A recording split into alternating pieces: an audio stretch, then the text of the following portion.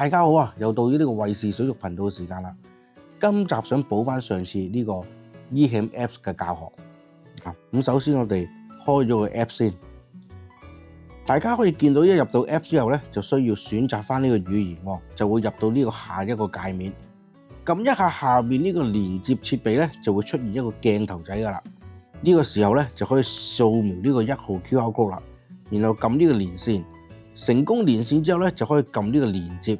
如果出現連線唔穩定咧，唔使理佢嘅喎，可以照繼續去到設備，選擇 Site Continue Anyway， 跟住要揀多次呢個語言，選擇顯示單位公制咧，即係國際單位。咁我哋揀公制啦，然後咧就改呢個魚缸名啦。等先啊，改咗先，同呢個設備嘅名。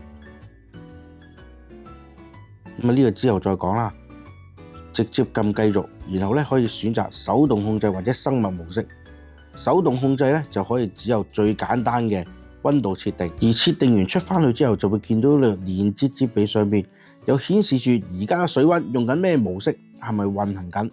而生物模式咧可以設定最多2個時段嘅溫度喎。嗱，舉個例啊，當我將呢個白天時段設定為呢個凌晨朝頭早4點40分至到下晝嘅4點10分，咁白天嘅水溫咧就設定為27，而夜晚嘅溫差設定為+2，咁即係話凌晨4點40分去到晏晝嘅4點10分咧就會係27度啦，而其他時段咧就會係27+2，咁即係29度咯。最後如果想改呢個時間或者其他設定，click 入去呢個通用設定就可以改到噶啦。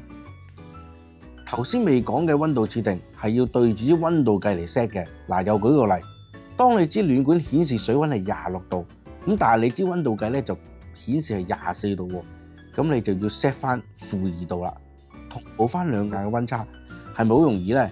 以上就係呢個 eHam Apps 嘅使用方法。如果仲有咩唔明，歡迎大家下邊留言一齊討論㗎。拜拜。